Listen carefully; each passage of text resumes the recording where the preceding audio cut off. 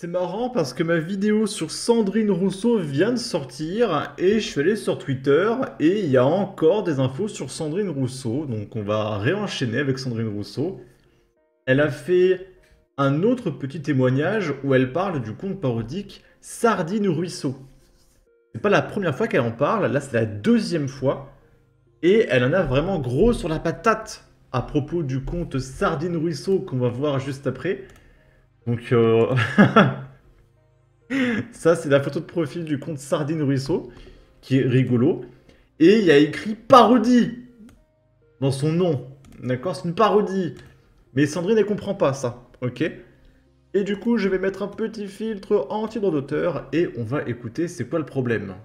Le couvert de la blague, j'ai un compte parodique qui a beaucoup utilisé ça, sous couvert de la blague, en fait, on interdit ma parole. Et ça, pour moi, c'est impossible. On peut aller sur le terrain politique, on peut être en désaccord, on peut même se confronter, il n'y a aucun problème à ça. Par contre, me ridiculiser au point que on refuse en fait le débat par cela, ça, pour moi, c'est compliqué. Ouais. Du coup, ce compte parodique.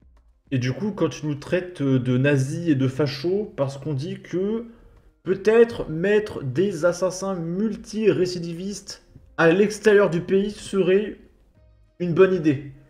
Est-ce que ça, c'est pas, en quelque sorte, censurer notre parole? Ou est-ce que ça marche que à gauche? Dit qui s'appelle Sardine Ruisseau, vous en avez beaucoup parlé. Est-ce que vous l'avez déjà contacté? Vous regardez les tweets qu'elle fait au quotidien? Alors, je ne regarde pas du tout ses tweets. Par contre, lui m'a contacté 3 fois. Pour rentrer en contact. Mais en fait, il voulait qu'on discute, mais moi, je discute pas avec un compte comme celui-ci, jamais. Donc, elle a pas regardé ce qu'il écrit. Il l'a contacté, mais elle a pas envie de parler au facho. Mais il est quand même méchant. Voilà. Ça, c'est la censure pour la gauche. Par contre, nous, supprimer C8, nous traiter de facho dès qu'on pense pas comme eux, ça, par contre, c'est du dialogue. Voilà. Et du coup, on va faire une pause sur cette vidéo parce qu'il y a Sardine Ruisseau qui a réagi à ça et qui a dit « Je ne l'ai jamais contacté !»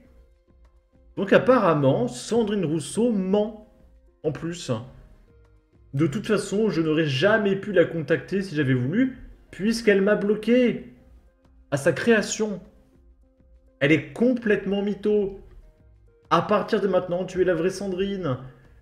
Me ridiculiser au point qu'en fait on refuse le débat suivi de moi je discute pas avec un compte comme celui-là jamais, ça montre à quel point elle n'est pas cohérente. Je ne regarde pas tous ces tweets qui par ailleurs sont racistes. Elle les regarde pas mais elle sait qu'ils sont racistes, voilà. Bon, elle va le dire juste après je pense, on va regarder ça. C'est un compte de cyberharcèlement qui lance des raids. C'est un compte qui, par ailleurs, a eu des tweets racistes, antisémites. Enfin, moi, jamais, je n'entre en discussion avec ça. Jamais. Vous l'avez... D'accord, donc il lance des raids, du harcèlement, il est extrêmement méchant. Ok. On va faire ça en live, on va regarder le profil de Sandrine. Donc ce tweet-là, il réagit à un article du Point, d'accord.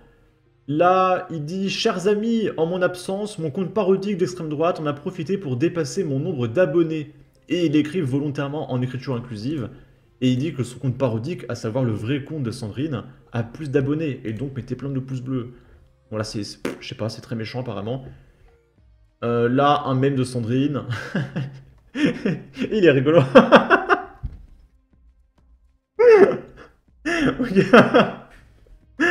Ok. Quand tu apprends que le patron de Twitter France est abonné à Sardine Ruisseau, elle va le dire après. Voilà, donc apparemment il y a des trucs méchants sur Sandrine, donc je comprends pas, parce que moi je trouve que c'est assez rigolo, le compte de Sardine Ruisseau. Mais après, vu qu'elle ne le regarde pas, elle peut pas le savoir. Voilà.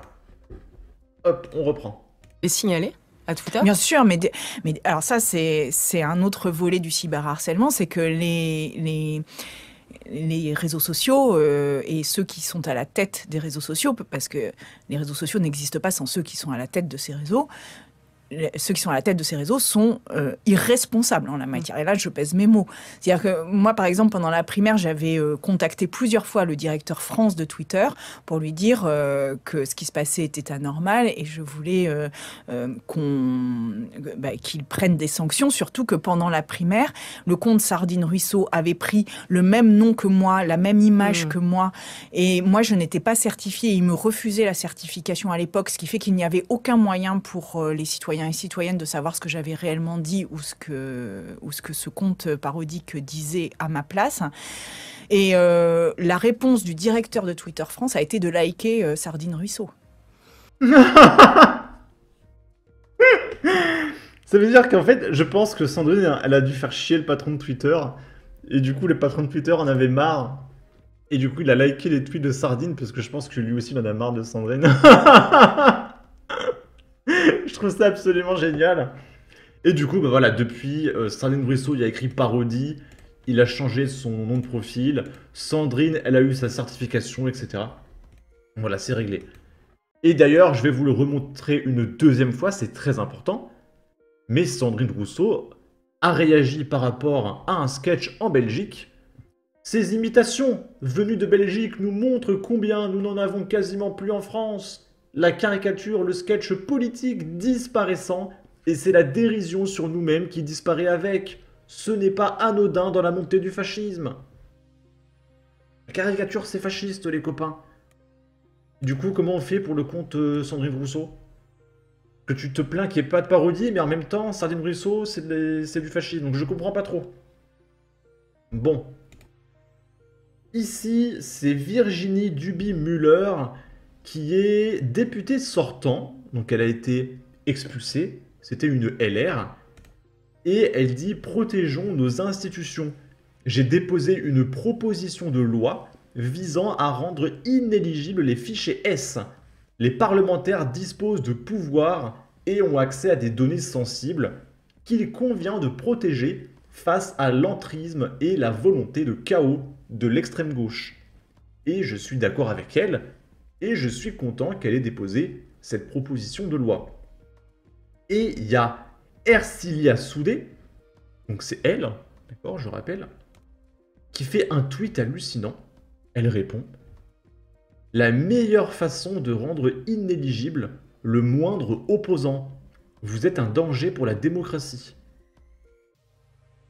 Et du coup, ça veut dire que tu confirmes que la totalité des fichiers S qu'il y a à l'Assemblée nationale sont uniquement de gauche. Que visiblement, ça concerne le moindre opposant. Donc ça ne concerne pas les gens de droite. Les fichiers S, ça concerne que les gens de gauche. C'est toi qui le dis, hein. Là, vous me voyez pas là, mais je lève les mains. C'est elle qui le dit. Et du coup, j'ai écrit « Vous admettez que tout le monde chez la LFI est fichier S. » Je comprends pas trop, c'est dingue de dire ça quand même. C'est dingue. Là, c'est Bruno Attal qui partage le fait que Sébastien Delogu a bloqué Bruno Attal. Et il répond « Le député Sébastien Delogu vient de me bloquer. Il abandonne le débat comme il a abandonné ses deux enfants. »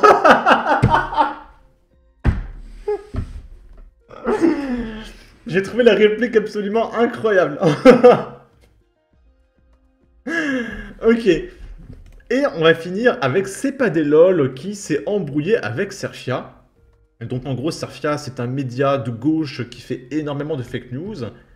Et qui dit que Cepadelol, ce sont des fachos qui se sont alliés avec CNews, ce qui était une fake news. Et qui partagent, voilà, des vidéos intolérables, etc. Et Cepadelol nous partage que Serfia réutilise les vidéos de Cepadelol. Et avec le logo Serfia que vous voyez ici, il recouvre le logo Cepadelol pour dire que voilà, c'est une vidéo Serfia. Alors que juste en dessous, il y avait le logo Cepadelol, mais ils l'ont recouvert pour pas qu'on voit. C'est dingue. Et Cepadelol répond « Bonjour Serfia, qui vous a autorisé à prendre notre vidéo et mettre votre logo pour cacher le nôtre? Vous faites de la diffamation sur nous en inventant que nous avons un partenariat avec CNews. Vous nous bloquez sur Twitter, mais à côté de ça, vous vous servez chez nous. » Et ici, il dit « nous ne sommes pas dérangés par le fait que quiconque prenne nos vidéos, sauf pour Serfia. Donc ça veut dire que moi j'ai le droit, mais pas Serfia. Voilà, parce que moi je suis gentil, d'accord. J'ai même mis un cœur à Serfia, d'accord. Ah, c'est pas des lol, pardon. À chaque fois que vous le ferez, nous ferons une publication. Voilà. On a fait un petit peu le tour des news de gauche.